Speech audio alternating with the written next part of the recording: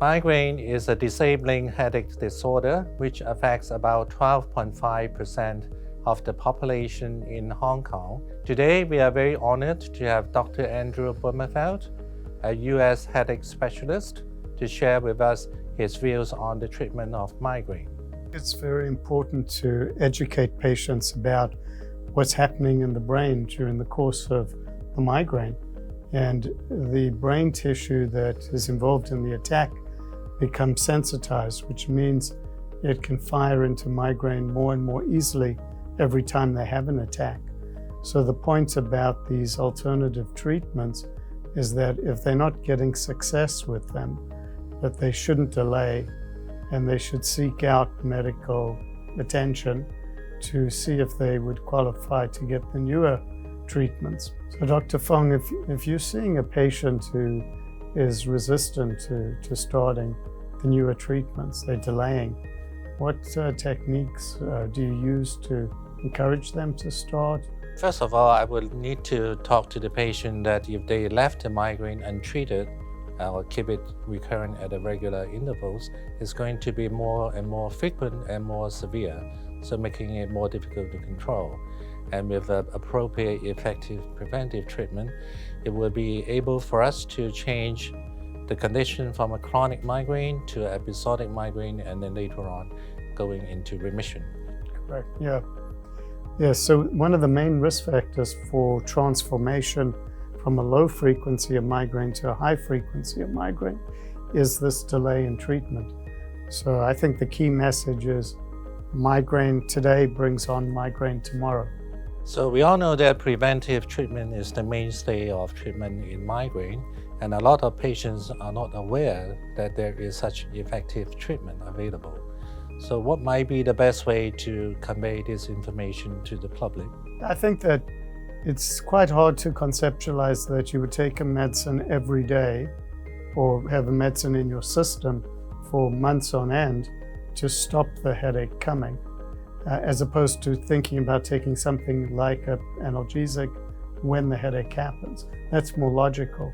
Prevention requires some education where the patient has to understand that without that treatment, the condition can worsen over time.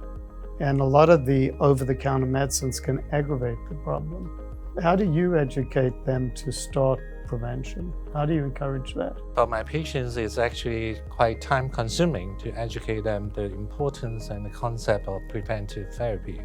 In the past, when we used the conventional medications, it would take months or weeks before it starts to become effective.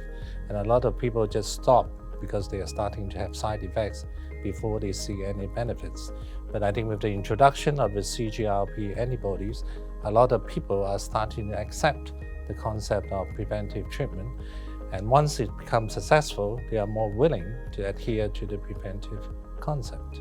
And for some of my patients who have received these CGRP antibodies, they thought the treatment has actually transformed their life, and they are now having a normal life again, which is totally unimaginable in the past. So with the advent of the newer CGRP medications, how do you approach this with the patients? How do you address the old ones versus the new ones as you're discussing them with the patient?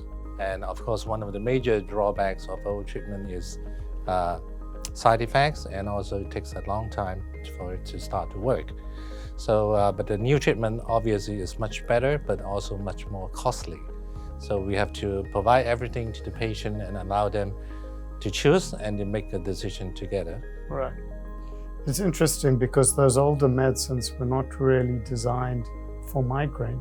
They were discovered serendipitously as people were using them to treat depression or high blood pressure. Their migraine headache became a little less, and that's how they got established. Whereas the newer treatments were very much targeted to address the elevation of CGRP during the migraine.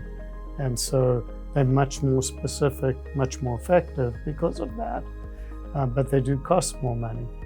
It goes back to looking at the total cost of the disease, not just the cost of the medication. I think the key message to take home is that you need to treat migraine aggressively. to stop the attacks from progressing.